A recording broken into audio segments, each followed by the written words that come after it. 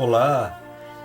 Nessa aula nós vamos continuar o estudo de teoria de perturbação dependente do tempo, onde agora nós vamos explicitamente desenvolver e aplicar o método em processos onde há transições entre estados.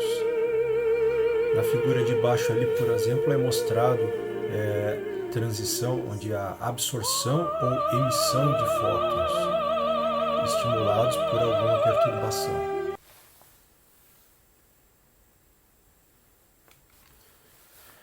Vamos então relembrar algumas coisas discutidas na aula anterior, que a gente está considerando fenômenos que são descritos por hamiltonianos, que tem uma parte que depende do tempo e uma parte que não depende. Então, a parte que não depende é um hamiltoniano no qual a gente conhece a solução, chama-se de H0. Né? E a parte que depende então, um potencial dependente do tempo, que a gente chama aqui de V de t. E sendo que há uma ordem de importância, esse termo independente do tempo, o V de t, ele é pequeno comparado ao H0, de tal forma que a gente possa aplicar a teoria de perturbação pelo método aqui. Também a parte independente do tempo, o H0, tem os autovalores e os autovetores conhecidos. Então, autovalores ENs, os estados de energia. A gente aqui suprimiu o índice 0, mas supõe-se que EN0 é os valores de energia, os autovalores da parte não perturbada, do hamiltoniano. E φn são então os autoestados. Também a gente pode considerar a evolução no tempo deles. Tá? Então, por exemplo, aplicando o operador evolução, a gente consegue, a gente vai ter a evolução no tempo desse autoestado. Ele tem uma parte que depende do tempo também. E pode ser escrito aplicando esse operador evolução aqui, então H0, então passa a ser aqui o seu autovalor, né? EN, então valor de energia. Então o autoestado de H0 dependente do tempo o autoestado independente do tempo, φn, multiplicado por uma exponencial global que envolve aqui e na menos i t en sobre h cortado. Aí o sistema está assim, e aí no instante t igual a zero, em princípio por um período finito, a partir de t igual a zero até um certo tal, é aplicada essa perturbação externa. Tá? Como é que é a perturbação externa? Bom, é genérico, né? Mas ela depende do tempo. Por esse tempo. Não existia antes de t igual a zero e vai deixar de existir depois de t igual a tal. E aí, durante esse tempo que a perturbação existe, vai ter uma interação. Interagindo o sistema vai interagir com o potencial. Né? Então, o sistema vai absorver ou possivelmente emitir energia. E com isso, então, espera-se transições de um autoestado não perturbado para outro. Esses autoestados não perturbados aqui, do hamiltoniano não perturbado. Antes da perturbação, vamos supor, o sistema estava num certo estado. E aí, ao aplicar a perturbação, a possibilidade de passar para outro estado, ou ficar nesse mesmo. Né? É a questão que a gente faz aqui, e a pergunta mais importante é: qual a probabilidade de ocorrer essa transição? Qual a probabilidade de transição? Então vamos definir logo a seguir a probabilidade de transição. Então, o método em geral, buscar soluções da equação de Schrödinger por algum método. Né? Então, temos dois métodos aqui principais. O primeiro, mais tradicional, é expandir função de onda, função dependente do tempo, em termos de soluções de estados estacionários, mas com coeficientes dependentes do tempo. É o que diz aqui. Ó. Então, os estados estacionários, e se não tivesse perturbação dependente do tempo, eu teria coeficientes aqui que não dependeriam do tempo. Mas o fato que a perturbação depende do tempo, então a gente coloca essa informação para ser descoberta em cima dos coeficientes, então Cn de t, para os diversos estados estacionários. Então, por uma dada ordem de teoria de perturbação, se procura determinar o CNT, tá? Esses coeficientes. O método que a gente usa, que vai usar aqui, não é este. A gente vai usar o método que é bem conveniente, justamente nesse caso, que os potenciais são dependentes do tempo, né? Então, mais conveniente usar a equação de Schrödinger, mas na representação de interação, que é o que a gente trabalhou na aula passada. Tá? Então, a equação de Schrödinger na representação de interação, ela é, lado esquerdo, igual IH cortado, DDT, só que o vetor de estado na representação de interação, e essa evolução ela é dada pelo potencial na representação de interação, tá? Que é o VI dt.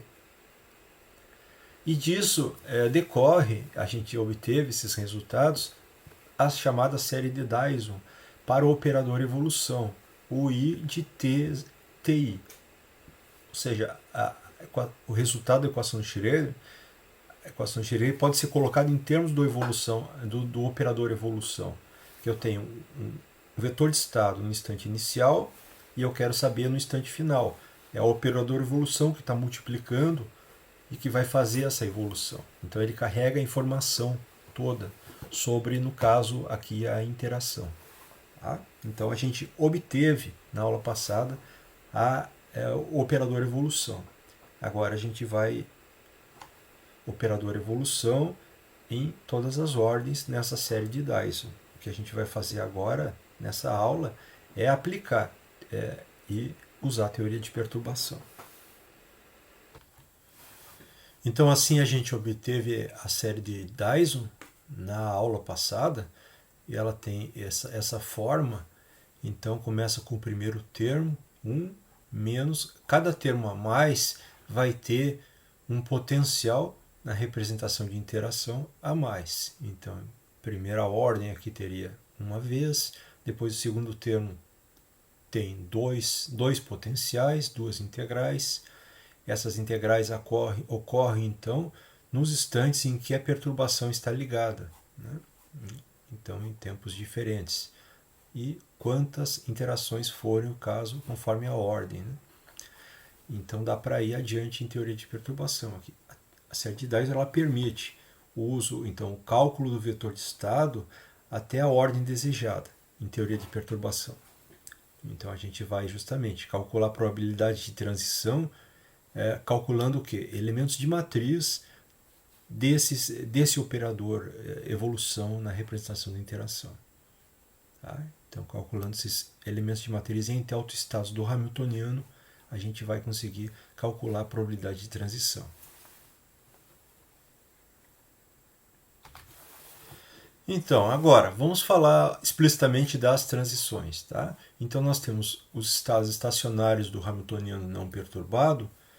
Antes da perturbação existir, o sistema estaria supostamente em um desses autoestados. Então, vamos supor que o sistema esteja no estado φI e a perturbação, por um certo instante, ela pode ser constante ou variável, mas enfim, ela depende do tempo.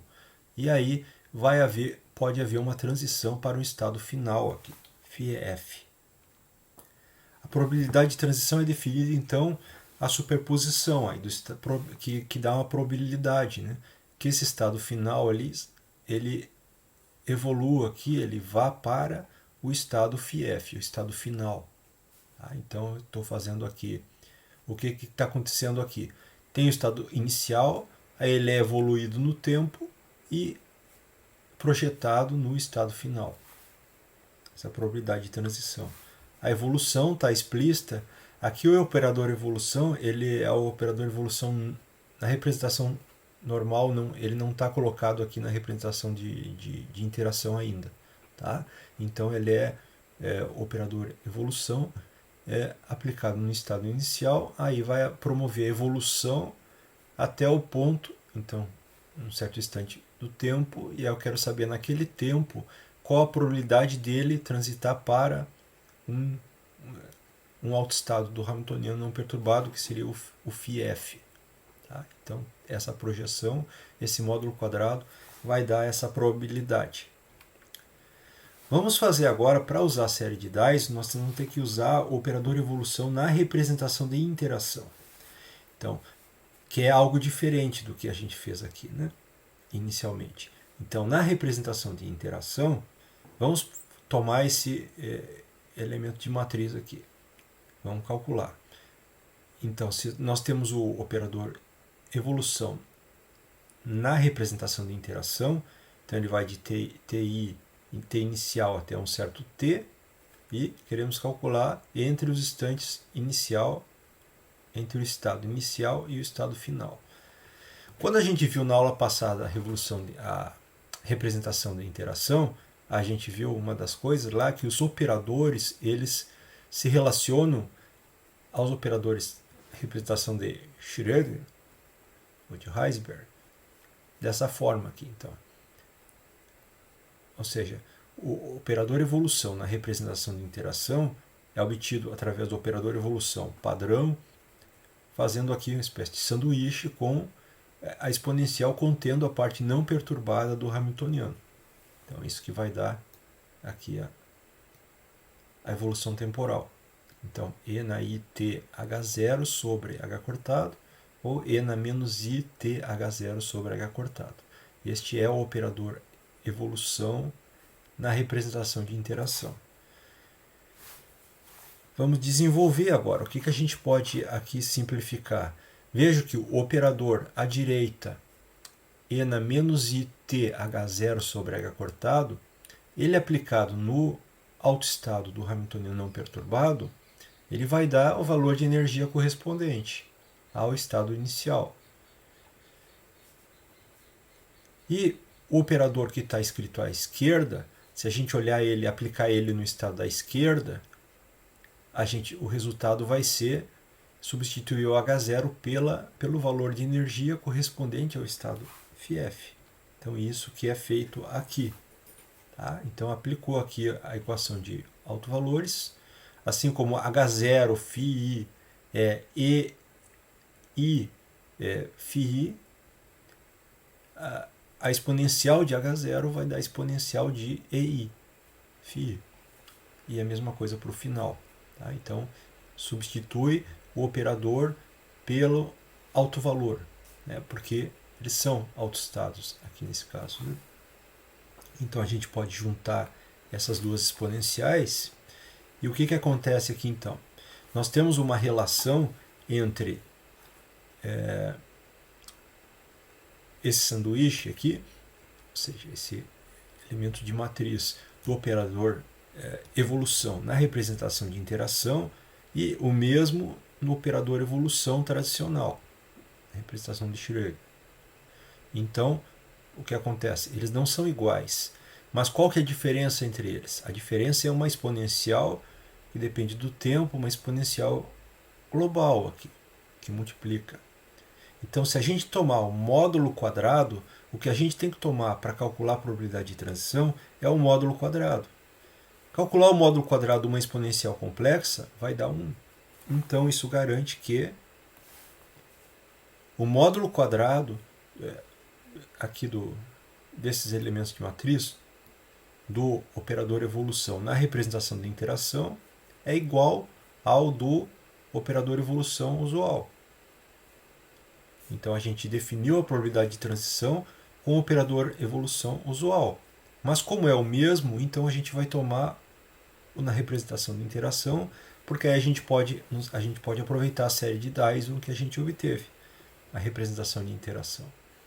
Então, nós temos, embora os elementos de matriz são diferentes, tem uma exponencial, o módulo quadrado é o mesmo. Então, a probabilidade de interação é a mesma, com o operador evolução nas representações de Schrödinger e de interação. Tá? Então, daqui para frente, vamos tomar a probabilidade de transição como sendo aqui, utilizando o operador evolução na representação de interação. Então agora a gente pode jogar ali dentro a série de Dyson. Né? Então temos 1 menos o primeiro termo com uma integral, depois o outro termo com duas integrais e mais 3 pontinhos. Tá? Como a gente vai usar a teoria de perturbação, a gente não vai ir muito além. Né? A gente vai primeira, segunda ordem, mas deixa aqui a possibilidade de que, se quiser fazer em mais ordens superiores, é só incluir os termos a mais. Né? Mas a gente não vai incluir N termos, muitos termos, né? 1 ou 2 termos a mais do 1, né? Além do 1. Então, aqui a gente tem a série de Dyson substituída na probabilidade de transição, e com isso, a mesma expressão, nós vamos calcular. Tá? Vamos primeiro, antes de tomar, não vamos tomar o módulo quadrado, vamos separar, calcular os elementos de matriz de cada um dos três. Aqui, né? Então, o primeiro termo é 1, vai dar o elemento de matriz, vai dar a projeção de um ket no outro, num bracket. Né? Então, vai dar aqui φf em φi, a projeção, menos 1 sobre h cortado, integral, ti até t, e aí aqui o elemento de matriz, ou seja, não é o elemento de matriz, o operador evolução, ou melhor, o potencial, aqui é o potencial, na representação de interação, o potencial é um operador, e então, ao fazer, vai ser calculado aqui os elementos de matriz, pela esquerda com φf, que é o estado final, e pela direita com φi, que é o estado inicial. Então aparece aqui dentro um elemento de matriz. O outro termo, mesma coisa, menos i sobre h cortado ao quadrado. Então pela esquerda vem aqui no primeiro o φf. E pela direita vem no de T2', vem o φi. E aqui dentro é introduzida a relação de fechamento. Então vejo que tem um φn, φn. Então, com uma soma sobre n. Ou seja, aqui dentro foi introduzida a relação de fechamento para eu ter separado aqui dois elementos de matriz. Um no primeiro potencial e um no segundo potencial. Sendo que foi introduzido esse φn aqui, φn, φn. Soma sobre n.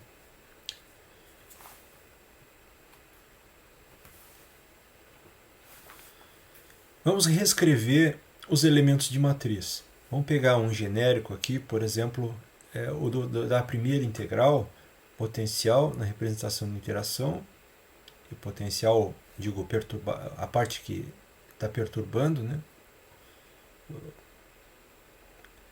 O hamiltoniano não perturbado, ele também tem um potencial, ele pode ter um potencial. Então vamos dizer, este potencial é a parte da perturbação, né? Então, os elementos de matriz. Vamos olhar para os elementos de matriz. Nós temos aqui nesse resultado, nós temos mostrado aqui 3 elementos de matriz. Né? Vamos, por exemplo, olhar para esse primeiro aqui. Então, no tempo t', o elemento de matriz entre o estado inicial e o estado final. Tá? Vamos colocar explicitamente aqui também o potencial na representação de interação, relacionar com o potencial usual. Tá? Então, sanduíche aqui com as exponenciais contendo o H0. Então, E na I H0 T', e do outro lado E na menos I H0 T' sobre H. E o que isso resulta? De novo, como a gente tem um operador tem um operador na exponencial, o operador H0, H0 φi vai dar EI T'. Então aí sumiu o operador, ficou uma exponencial, um número, né? E do lado esquerdo a mesma coisa. O H0 deu EF, correspondente ao estado final φf. Então vai dar duas exponenciais, que a gente junta elas. Então EF menos EI T' sobre H cortado, e aí o elemento de matriz do potencial. Não é na representação de interação mais. Né? Assim, com isso, a gente pode reescrever então os elementos de matriz que tem ali. Então, por exemplo, nós vamos chamar aqui essa diferença de energia dividido por H cortado, nós vamos chamar de... tem dimensão de frequência. E é análoga lá às frequências de Bohr, que a gente estuda no átomo. Então, o átomo de Bohr, né? Então, chamamos isso aqui de ômega FI. Então, E na I, ômega FI, T'. A gente só está dando nome aqui e simplificando a notação. Vezes o potencial entre Φf e Φe. E aí agora fazemos a mesma coisa para os outros, né? Então, ficou a exponencial E na I, ômega FI, T', vezes V de T'.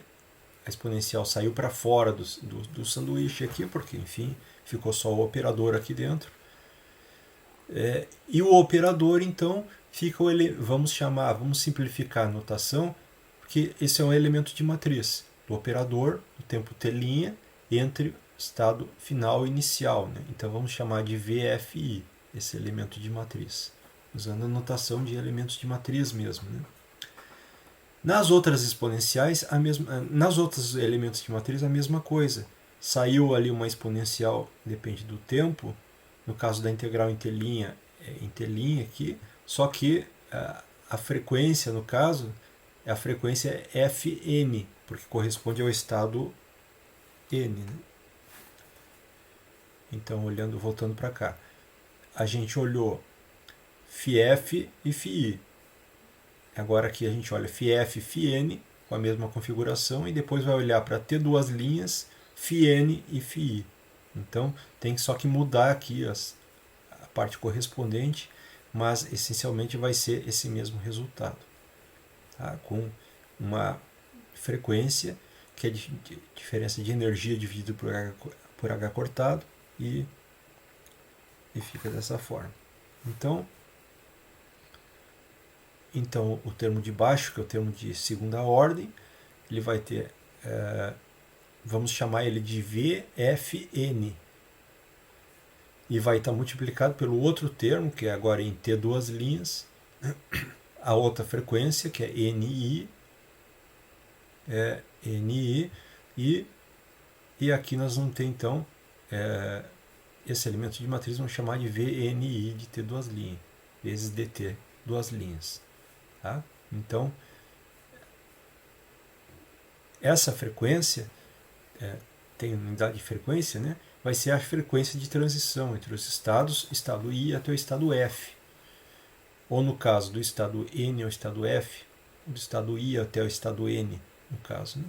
Dependendo da notação. A gente pode também agora colocar esse resultado em termos relacionar com a primeira abordagem, que é a que a gente não seguiu, mas que é bastante utilizada, que é usando a expansão em termos das soluções do Hamiltoniano não perturbado, mas com coeficientes variáveis. E tentar reconhecer, então, a probabilidade, ela vai ser dada a partir desse resultado, a gente pode obter que a probabilidade vai ser dada pela soma dos coeficientes em determinada ordem. Então, uma soma aqui, coeficiente na ordem 0, na ordem 1, na ordem 2, depende até quantas ordens quiser ir em teoria de perturbação, módulo quadrado. Então, dessa primeira abordagem, a gente chegaria nesse resultado. E agora a gente consegue relacionar os dois resultados, né? O resultado que a gente obteve com o resultado do que seria a expansão em termos desses coeficientes Cn. Tá? Então, em ordem 0, seria o primeiro termo aqui. Então, CF0, então seria simplesmente a projeção do estado inicial no estado final. Ou seja, se eles são diferentes da 0, se eles são iguais da 1. Em primeira ordem é o segundo termo. Então, menos I sobre H cortado, a integral de TI até T, a exponencial. Então, só colocando no formato. Então, para quem for usar esse método, esse primeiro método que a gente não abordou, pode chegar nesse resultado, vai ver que o resultado é o mesmo, tá? Obtém por este método. E em segunda ordem, aí então é dado ordem 0, primeira ordem e segunda ordem. Em segunda ordem, então, tem todo esse coeficiente. Agora a gente escreve todo esse termo que a gente escreve já usando a notação mais condensada.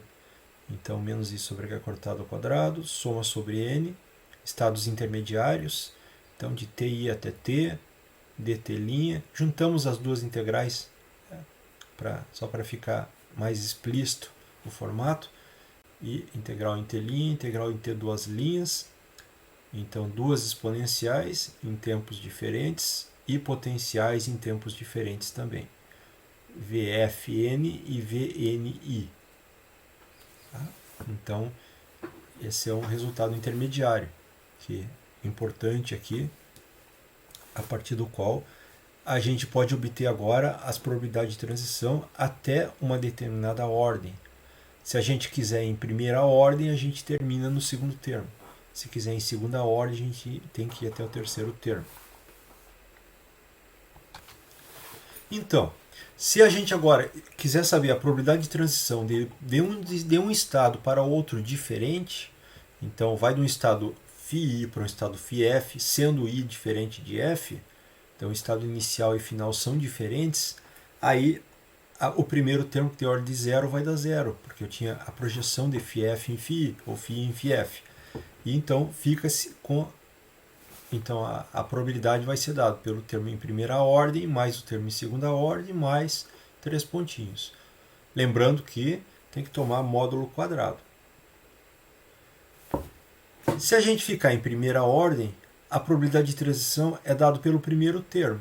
Então, o módulo quadrado do primeiro termo. E o módulo quadrado do primeiro termo, vamos voltar. Módulo quadrado do primeiro termo. Esse deu 0, porque o estado inicial e final são diferentes. Módulo quadrado, então, o menos I vai dar 1, módulo quadrado, né? E vai ficar 1 sobre H cortado ao quadrado, módulo, esse resultado aqui, que é o que está ali. Então, o módulo quadrado da integral da exponencial, envolvendo a frequência entre o estado inicial e final, tempo T', potencial tempo T', os elementos de matriz do potencial FI, entre estado final e inicial, integrado. Então, se aí acontece que pode ser que a perturbação seja ligado em T igual a 0. Aí, nesse caso, a gente coloca 0 em TI. Mas se for ligado em outro instante, podia ser ligado em, sei lá, qualquer outro instante, aí eu colocaria o valor de TI.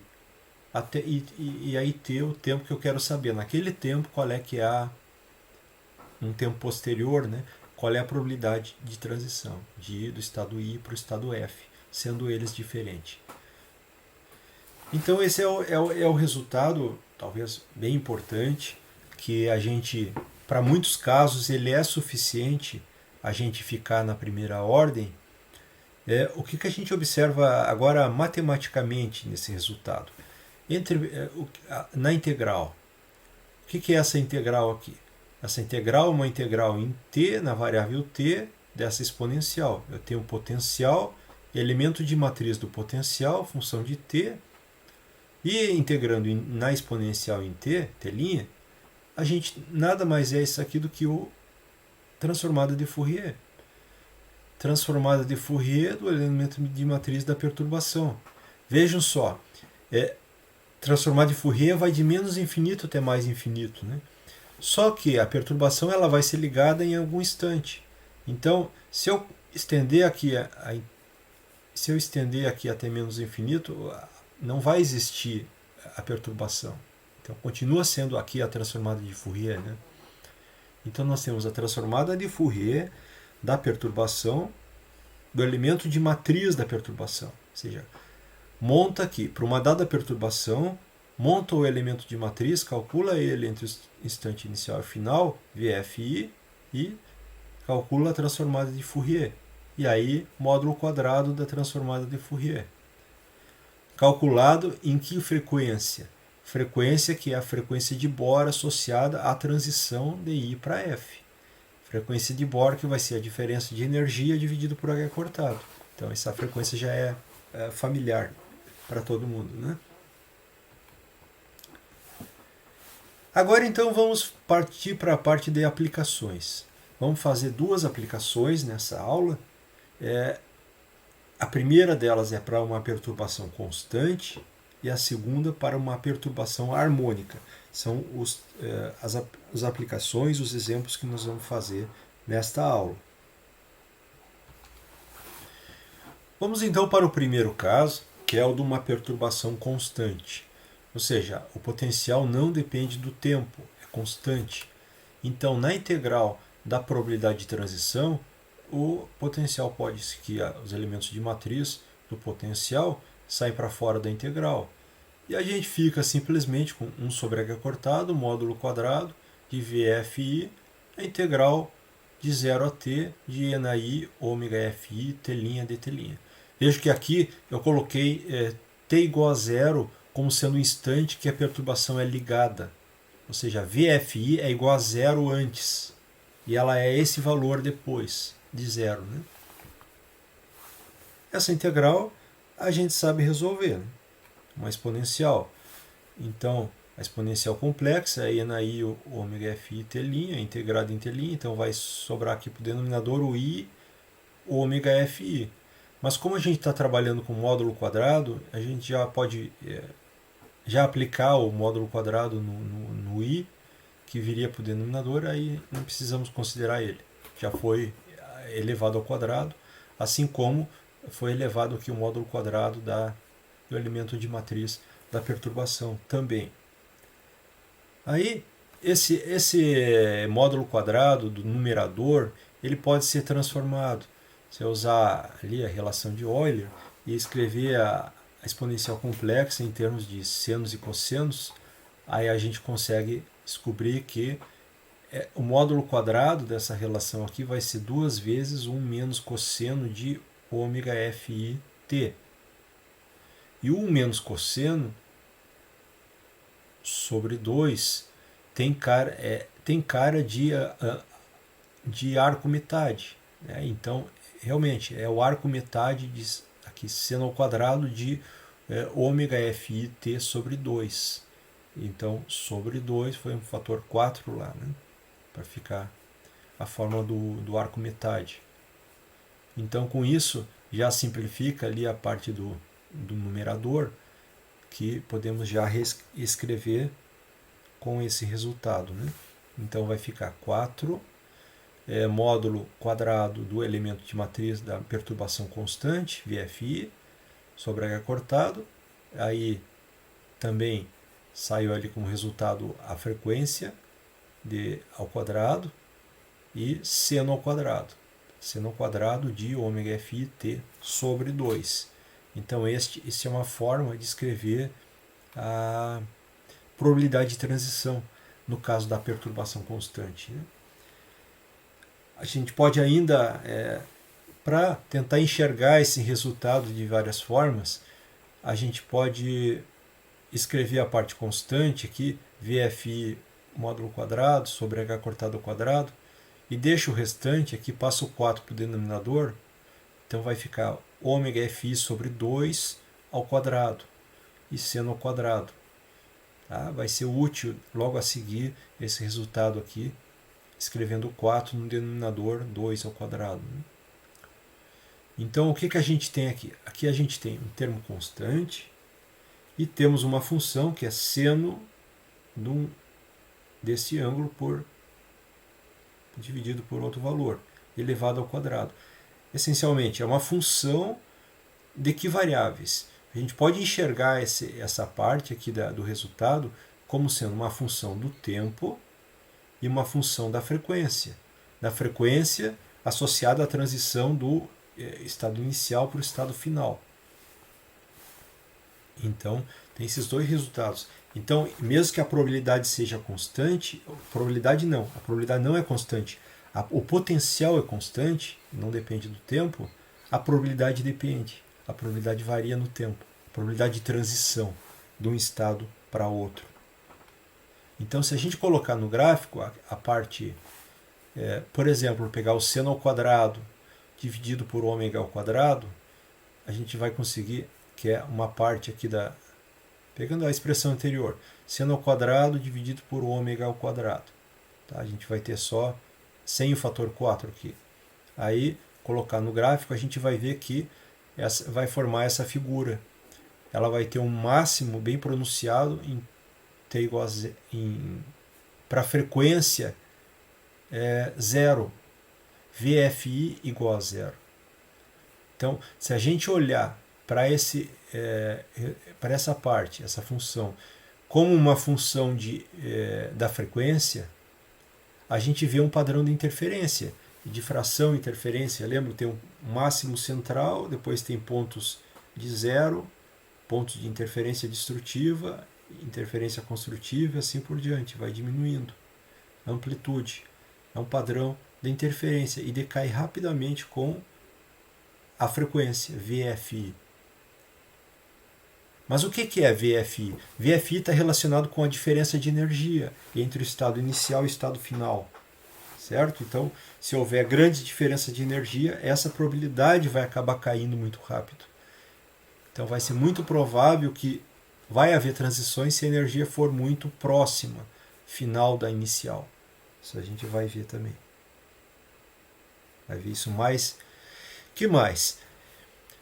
Em função então, esse gráfico é feito em função da frequência, né? VFI. Em função da frequência, sempre positivo, né? Os zeros também podem ser localizados, os zeros dessa função, eles são bem caracterizados aqui, então. 2π sobre t, 4π sobre t, 6π sobre t. Então, a gente consegue localizar os zeros da função seno ao quadrado, né? E com isso a gente consegue localizar os zeros da função probabilidade de transição em função da frequência. Então o que acontece? A probabilidade de transição de encontrar o sistema em um estado final de energia EF vai ser importante, vai ser apreciável quando a energia do estado inicial for próxima do estado final. E as energias próximas implicam que as frequências são aproximadamente zero. E aí dá esse pico bem alto, né, comparado com os outros valores. Então vai se concentrar aqui a probabilidade de transição. Vai ser os valores bem mais importantes. Então, quando em torno de zero, a frequência significa então a diferença de energia em torno de zero. Então, EI aproximadamente EF, ou seja, a frequência aproximadamente igual a zero. Então, esse resultado ele é bem importante. Vamos olhar para esse pico principal e olhar mais alguns detalhes dele.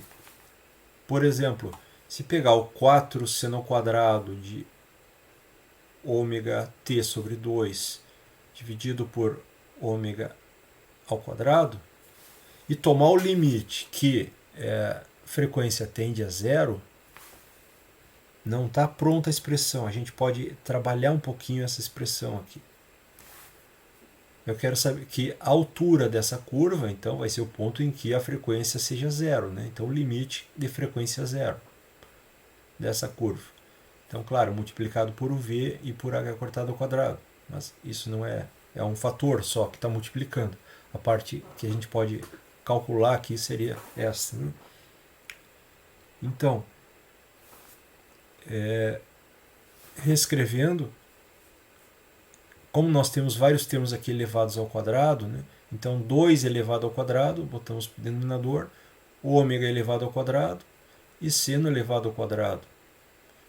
Nós temos o seno de x sobre y, vamos dizer assim, né? Não é o mesmo argumento que está em cima e embaixo aqui, certo?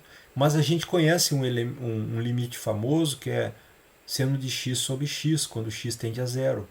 Como é que a gente consegue esse limite? Usar esse limite aqui. Se a gente tiver o mesmo argumento. O que está faltando no argumento de embaixo para ficar igual o argumento do seno? Está faltando o tempo, né? Então, se eu colocar um tempo aqui, vamos multiplicar e dividir pelo tempo. Então, Então, com isso, está o argumento lá, isso a gente não modificou, mas a gente acrescentou aqui o tempo, mas está ao quadrado, então multiplica e divide por tempo ao quadrado. Tá certo? E aí a gente chega no limite fundamental aqui da trigonometria, que isso está ao quadrado, quer dizer, duas vezes aplicando o limite, né? É seno de x sobre x vezes seno de x sobre x, vamos dizer assim. Seno do mesmo argumento sobre o argumento. Então dá 1 vezes 1, dá 1 ao quadrado, vezes t ao quadrado. Então a altura do pico principal é t ao quadrado. Aqui só em diferença que aqui a gente está considerando o fator 4, aqui na hora do gráfico não foi colocado o fator 4, então t ao quadrado sobre 4. Mas o resultado essencial aqui é esse t ao quadrado, que a gente obteve, né, aplicando o limite da trigonometria. A largura também. A largura é proporcional a 1 sobre t, que vem da localização desses zeros aqui.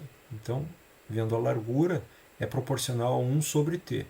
Quando o tempo aumenta, a largura diminui. Tá?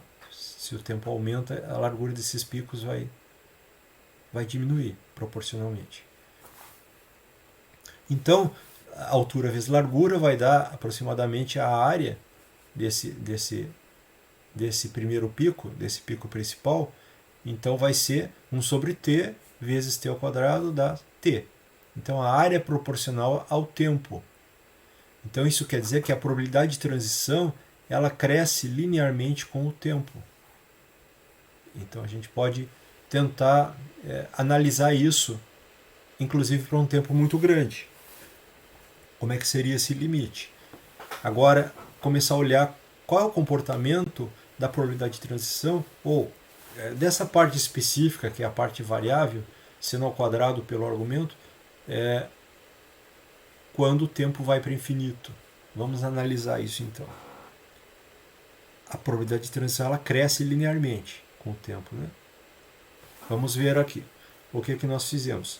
Então, o limite que tempo tende a infinito é seno ao quadrado. Então, só reescrevi aqui um pouquinho, coloquei o seno quadrado aqui no outro lugar, e a parte que está lá embaixo, que é ômega fi,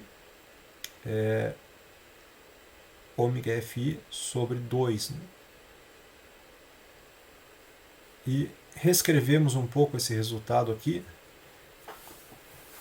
pelo seguinte, porque o resultado que está aqui entre chaves, ele é um outro resultado que a gente pode obter da matemática, que é uma expansão assintótica do seno quadrado desse resultado ali, quando o tempo tende a infinito. Isso não é um resultado trivial, tá? Mas esse resultado vai dar uma delta de Dirac de ômega sobre 2. Como eu tenho ômega sobre 2 vezes t, né? Então aí vejo que a gente tem π vezes t, isso não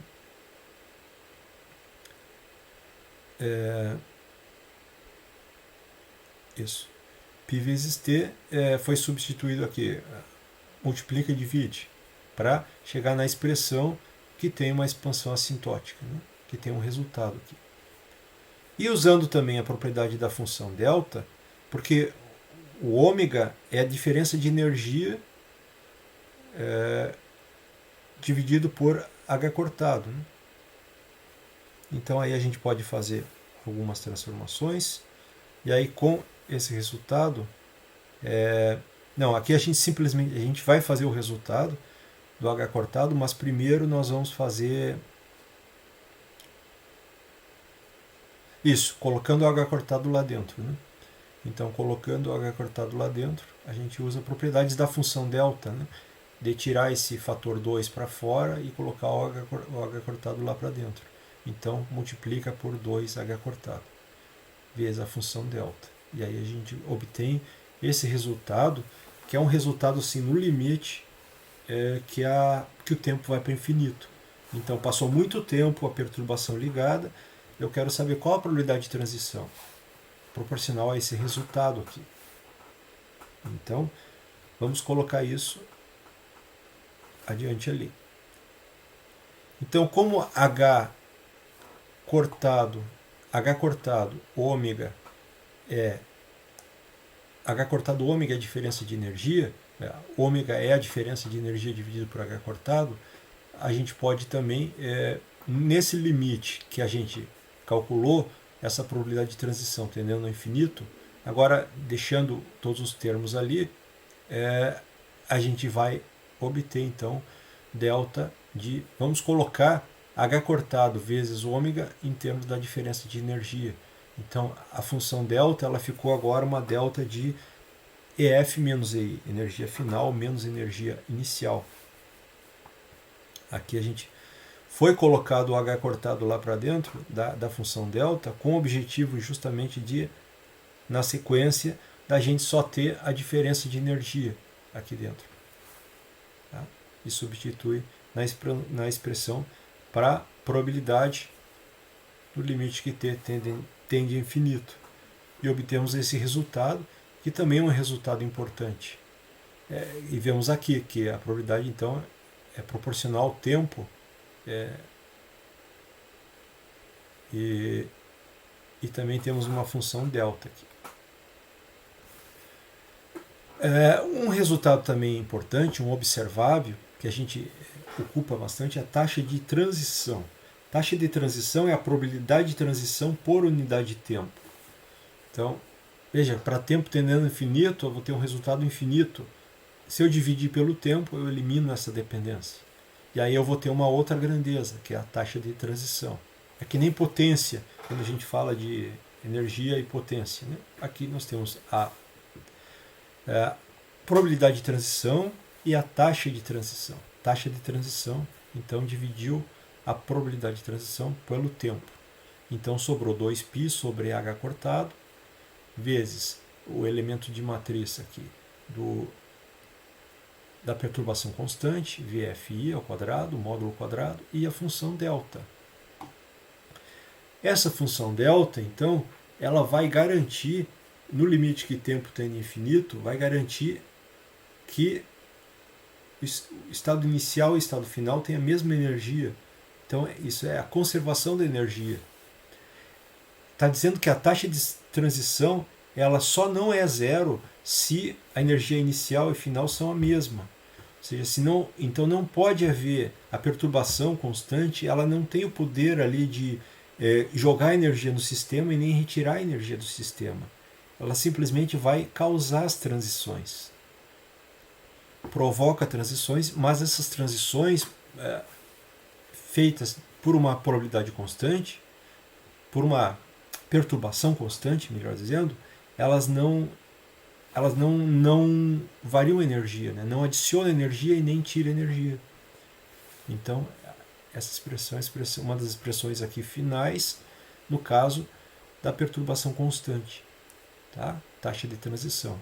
Então, proporcional aqui uma função delta, que coloca explicitamente a conservação da energia entre o estado inicial e o estado final. Poderia, em princípio, a perturbação, você acrescentar energia no sistema ou absorver energia do sistema, mas não é o caso da perturbação constante. Tá? A perturbação constante conserva energia. Vamos então passar para o caso particular, mas bem importante, em que a transição se dá por um contínuo de estados finais, ou seja, não são estados discretos, né? Estados finais, são energias infinitamente próximas. Né? Então, vamos ver essas transições. No estado inicial, vamos dizer, psi, até um estado psi-f, que esses psi-f fazem parte de um contínuo. Então, esse contínuo, para esse contínuo, a gente vai definir, então, a densidade de estados finais, que vai ser, então, densidade ρ de EF, que multiplicando o ρ de EF, a densidade de estados finais, pelo DEF, a gente obtém com isso o número de estados finais dentro de um intervalo de energia entre EF e EF mais DEF. Então, esse número de estados finais. Né? Então, com isso, a gente vai calcular uma nova grandeza, ela vem lá da taxa de transição, que é a probabilidade de transição dividida pelo tempo, só que integrada, multiplicado pela densidade de estados também, integrado na energia final. Então, com isso, a gente obtém a taxa de transição total. Então, vamos dar um nome diferente. Então, WIF. Tá? Então, a gente calculou logo atrás ali a probabilidade pelo tempo, que é a taxa de transição, e agora a gente está juntando a isso, nesse contínuo de estados finais, está integrando em todas as energias, com pesado aqui, ponderado pela densidade de estados finais. Então, jogando os resultados que a gente já obteve, no caso da perturbação constante, então 2π sobre h cortado, fica já fora da integral ali o elemento de matriz ao quadrado da perturbação, que é constante, e lá dentro ficou integral na energia final da única coisa que depende aqui da energia final, que é a função delta. Função delta de F menos EI. Então, vezes a densidade, função de EF. Então, esse resultado é extremamente simples de fazer, porque a função delta, justamente ela resolve essa integral aí, e passa, então, a ser como resultado a densidade de estados finais no argumento inicial, do estado inicial. Né? Então, esse resultado aqui, então. Tá? 2π sobre h cortado, módulo quadrado de VFI vezes ρ de EI. Então, essa é a taxa de transição total, no caso da perturbação constante, e é a famosa, então, conhecida assim como regra de ouro de Fermi. Tá? Tema de casa, procurar livros de física nuclear ou física mesmo de mecânica quântica com aplicações da regra de ouro de Fermi. Tá? É muito interessante. Um outro resultado aqui também é que a taxa de transição total, que é a regra de ouro de Fermi, ela independe, passou um tempo muito grande e a probabilidade de transição não depende mais do tempo, né? É constante. A taxa de transição total. Então esse valor ali é um valor constante. Vamos passar para o segundo tipo de perturbação, que é, a gente estudou o caso da perturbação constante, agora vamos ver o caso da perturbação harmônica. Então, se a perturbação depende do tempo de forma harmônica, ou seja, a função de senos ou cossenos ou exponenciais complexas de ômega-t, tá? Nos instantes em que a perturbação é ligada. Ficando claro aqui que a perturbação ela pode ser ligada em t igual a zero ou em qualquer outro instante. Né? Em geral, vai depender na hora da gente resolver um problema. Mas a gente pode, por exemplo, supor que vai ligar a perturbação em t igual a zero. Então, poderia ser, então, V de t poderia ser V seno de ômega-t ou V cosseno de ômega-t, sendo que essa parte desse V caligráfico aqui ele é uma parte constante da perturbação. Ou seja, perturbação multiplicado por um valor vezes constante no tempo, né? Não depende do tempo, vezes o cosseno ou o seno. Ou a exponencial. Né? E no caso da exponencial, a gente precisa considerar dessa forma, porque para o potencial ser hermitiano, né? Para esse potencial ser hermitiano, portanto ser observável, eu preciso ter V e V Degger aqui, para ter essa propriedade dele ser hermitiano. Os três resultados, eles não dão exatamente o mesmo valor. Né? Se a gente seguir o método da teoria de perturbação, a gente vai chegar em expressões parecidas, não iguais. Tá? Eventualmente a gente consegue mostrar a equivalência dos três. Tá? Mas, enfim, são condições um pouquinho diferentes.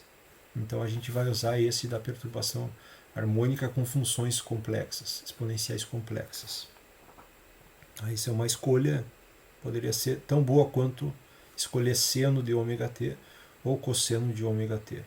Em alguns lugares chamam perturbação sinusoidal, que é a forma senoidal, perturbação senoidal no tempo, é a mesma perturbação que a gente está olhando agora. Tá? Então, vamos calcular pela probabilidade de transição, voltando atrás, né? Probabilidade de transição para ir de um estado estacionário de hamiltoniano não perturbado para outro estado estacionário, ou seja, vai de φi para φf, em primeira ordem. Vamos aqui considerar apenas transições, probabilidade de transição em primeira ordem. Então, jogamos o resultado lá da probabilidade de transição, tá? A fórmula para a probabilidade de transição. Então, 1 sobre h cortado ao quadrado, módulo quadrado da integral com o fator exponencial aqui que dá a diferença de energia entre o estado inicial e o estado final. Isso é análogo ao caso da perturbação constante, mas tem diferença aqui. Diferença que agora o potencial ele depende do tempo. Tá? Então vai aparecer outra dependência do tempo além dessa que está aqui na fórmula. Né? Então ômega Fi já é o elemento de matriz. Vamos colocar o resultado então. O valor da vamos jogar aqui a perturbação. Então vai ser VFI e VFI Dagger vezes as exponenciais complexas e, no caso, função de t', né? Então joga-se aqui dentro a variável de integração, que é o t', o tempo, que t é o tempo final aqui, no qual eu quero saber a probabilidade de transição. Né? T' é o tempo anterior. E aqui a gente já está supondo que a perturbação é ligada em t igual a zero. Tá? Então aqui a gente já fez essa escolha. Poderia não ser, não é obrigatoriamente t igual a zero que a perturbação é ligada, mas a gente optou por resolver o problema dessa forma. Aí a gente vai juntar essas exponenciais, né? Então vai tirar para fora da integral a parte constante do potencial, a parte que não depende do tempo, e eu fico de novo agora, em vez de, eu fico com duas integrais. O que acontece nessas duas integrais? Eu tenho exponenciais complexas, onde vai juntar o ômega, que tem a ver com as diferenças de energia, com o ômega, que pode ser a frequência da luz, do fóton que está entrando para perturbar o sistema, por exemplo. Né? Então é isso. Então a frequência vamos dizer, da fonte externa, de oscilação da fonte externa. Então, no primeiro caso, soma-se os ômegas. No segundo caso, como eu tenho n menos i ômega t, então vai subtrair os ômegas. Né? Então eu tenho duas integrais simples de resolver, a gente sabe resolver. Vamos fazer isso. Então vai dar exponencial dividido pelo argumento. De novo, como está elevado ao quadrado aqui, já tiramos fora aqui o i, né? Tomamos o módulo quadrado e ficamos, então fatoramos o i e tomamos o módulo quadrado dele, aí ele já desapareceu. Então ficou aqui para dentro ainda do módulo quadrado. VFI, o elemento de matriz da parte constante no tempo do potencial, vezes, então, aplicado em t menos aplicado em zero. Aplicado em zero dá 1. Né? Dividido no denominador, o que está multiplicando aqui, que é a soma das frequências no primeiro caso e a subtração aqui no segundo caso. Então nós temos dois termos bem parecidos, com a diferença aqui que um está somando e um está diminuindo. Né? Só para simplificar, e para a gente, em algumas análises, a gente pode dar um nome então para esse termo aqui, como sendo o A+, está relacionado aos que tem a soma, e A-, o que está relacionado aqui à subtração. E a gente quer, claro, interpretar esses termos, né? Mas inicialmente a gente pode escrever isso para levar adiante de uma forma simples, colocando aqui o A+, VFI A+, mais VFI Dagger A-, módulo quadrado. Teria então que fazer isso, né? Calcular o módulo quadrado dessa expressão. É uma soma de dois termos complexos. Será que a gente pode simplificar? Vamos olhar para genérico aqui, para um A+ ou para um A-. Tá? Então, eu só vou olhar aqui para o sinal mais, que é o de cima, e vai se referir a esse, mas a mesma operação está acontecendo aqui para o menos, que é de baixo. Então já agrupamos as duas operações. A gente pode ver o que isso tem a ver com senos. É uma subtração de dois termos, é a exponencial complexa menos 1. Então isso tem cara de seno se a gente fatorar um termo adequado, que é este. Ó. Vamos tirar daqui um fator que é t sobre 2. Então, e na i, o argumento t sobre 2. Se eu fatoreio t sobre 2, vejam, se eu multiplicar de volta, vai ficar o termo anterior. Certo? T sobre 2 mais t sobre 2 dá t. E o segundo termo, e na i, e depois e na menos i, t sobre 2. Se eu multiplicar de volta, vai dar 1 aqui. Então, eu obtenho de volta aqui. Então, nós temos uma parte aqui de um seno, né? Seno é dado pela... eu tenho essa exponencial aqui, que não tem a ver, mas aí eu tenho aqui e na i vezes o argumento, menos e na menos i vezes o argumento. Se fosse dividido por 2i, a gente teria um seno. Colocando esse 2i então ali, então se tiver 2i, eu vou multiplicar e divido por 2, por 2i, aí apareceu lá o i e o 2, e aqui a soma ou a subtração, e aí eu fico com esse resultado. Tá? Então, é um jeito de escrever que vai nos simplificar a interpretação, a gente poder usar os resultados anteriores também para entender essa probabilidade de transição aqui. No caso, numa fonte que está vindo aqui com uma certa frequência angular, uma frequência de variação. Tá? Então, para a gente entender. Bom, então a gente teria aqui, ó, veja só, a parte... tanto um quanto o outro termo, o a mais e o a menos, vai ter esses dois termos aqui.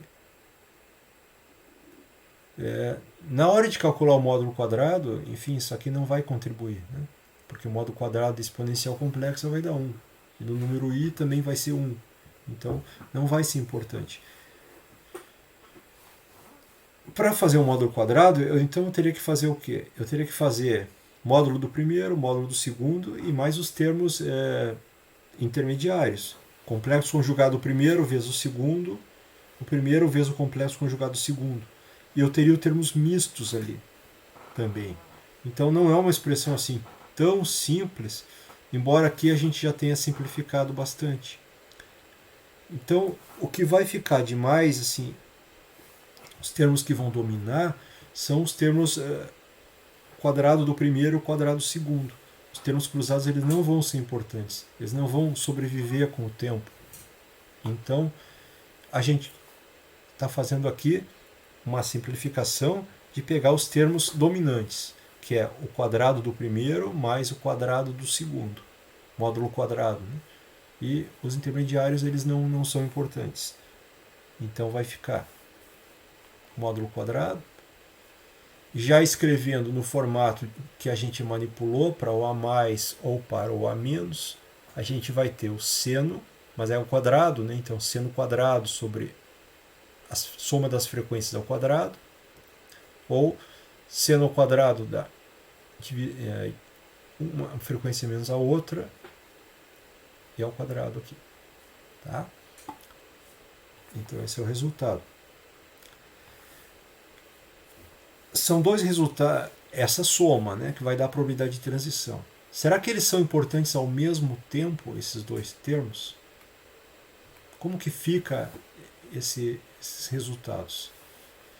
Então veja só, se a gente pegar o termo da esquerda, primeiro, a gente pode olhar para essa probabilidade de transição, olhar, ela é função do tempo, sim, mas se a gente olhar em termos de ômega fi, como a gente olhou para antes, era a função de ômega fi. Então é a função do tempo e da frequência.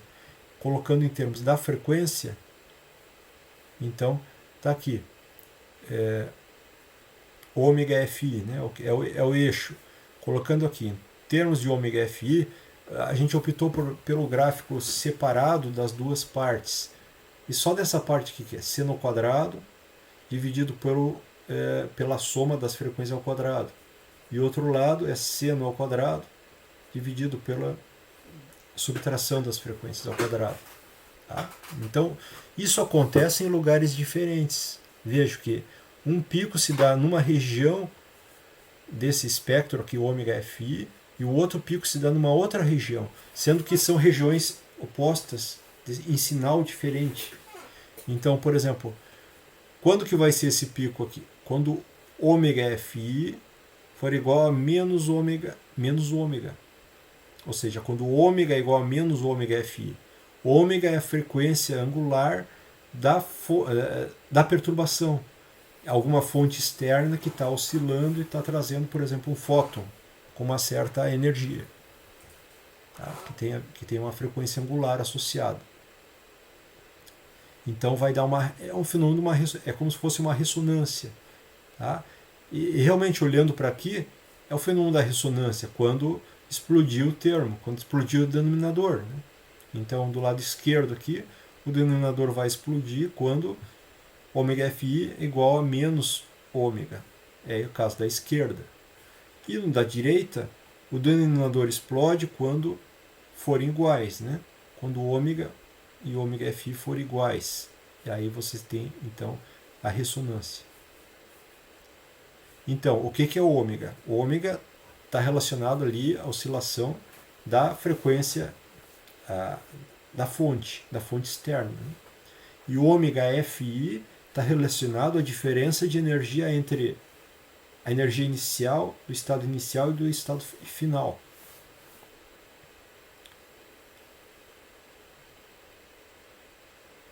A gente também pode calcular a taxa de transição. A taxa de transição é no limite, então, que tempo tem infinito, que nem a gente fez para a perturbação constante, a gente faz agora para a perturbação harmônica, e aí divide, então, a probabilidade de transição pelo tempo, então vai ser, colocando o resultado, vai ser muito parecido com o caso anterior.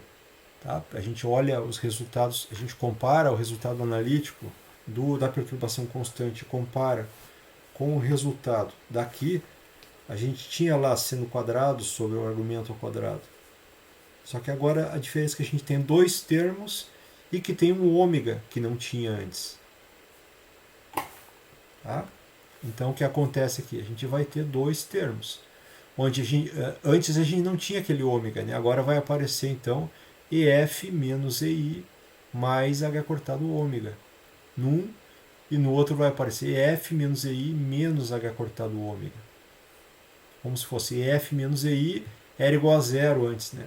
EF menos EI era só o argumento da delta no caso da perturbação constante.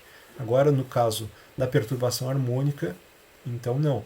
Eu tenho aqui EF menos EI tem a ver com a frequência angular ou com a energia do fóton que está sendo jogado no sistema ou que está saindo, enfim, do sistema. Né? E tem esses dois resultados. Com o que cada um desses dois resultados está relacionado? Então, casos bem conhecidos nossos. A taxa de transição ela só não é nula nesses dois casos. Então, no caso associado aqui ao termo da esquerda, veja, eles não acontecem simultaneamente. São dois fenômenos diferentes que estão aqui na mesma expressão. O termo da esquerda está relacionado aqui com EF menos EI é menos H cortado ômega. Então, EF menos EI é negativo, ou seja, a energia final é menor que a inicial. Então, nós temos a energia final e a energia inicial. Então, vai ter uma emissão estimulada aqui de um fóton de energia H cortado ômega. Tá? Esse é o caso da emissão estimulada. Ou seja, a perturbação vai fazer com que isso aconteceria de qualquer jeito. Né? Poderia acontecer essa transição. Né? Se tem um elétron, por exemplo, no estado de energia mais alto e ele cair para o estado de energia mais baixo, ele vai emitir um fóton com essa energia aqui, que é a diferença das energias. Ou a frequência, que é a diferença das energias dividido por H cortado. Só que agora essa emissão ela é estimulada por esse estímulo externo. essa perturbação, né? Então, isso não é uma emissão estimulada de um fóton com essa energia. No segundo caso, o caso da direita aqui, EF menos EI é igual a H cortado ômega. É para a função delta aqui, né, não ser zero.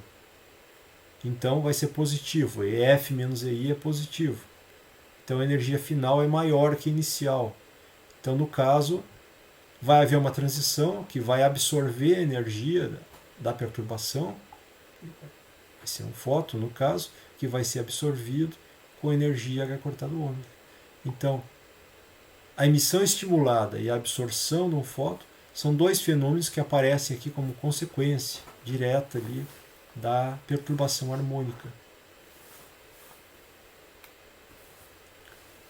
Então, a perturbação harmônica, diferente do caso da perturbação constante, a perturbação constante, lembra, a gente viu que não havia transferência de energia, né?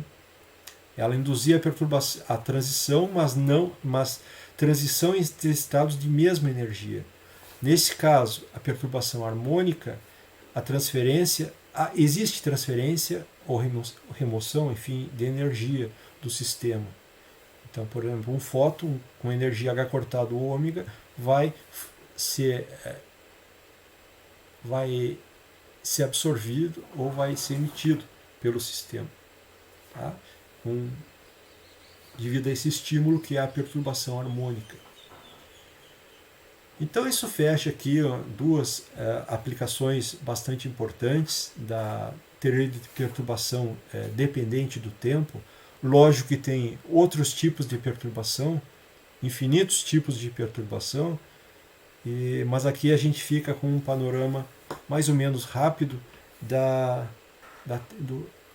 de como que se faz esses cálculos e que processos que são explicados pela teoria de perturbação dependente do tempo.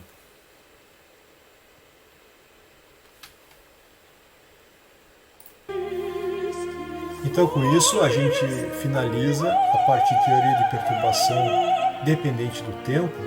Foram 2 aulas sobre o assunto e lógico que tem dá para abordar outras aplicações desse fenômeno e desse método importante, teoria de perturbação dependente do tempo. As referências que eu priorizei aqui foram o Zethile e o Sakurai, mas vocês podem ver uma abordagem complementar e também completa no Landau ou no Cohen.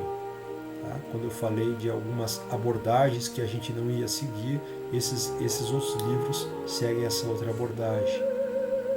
Tá? Então, vamos ficar por aqui na nossa sequência de aulas de mecânica quântica 2. Esse tópico especialmente, teoria de perturbações dependente do tempo. Um abraço.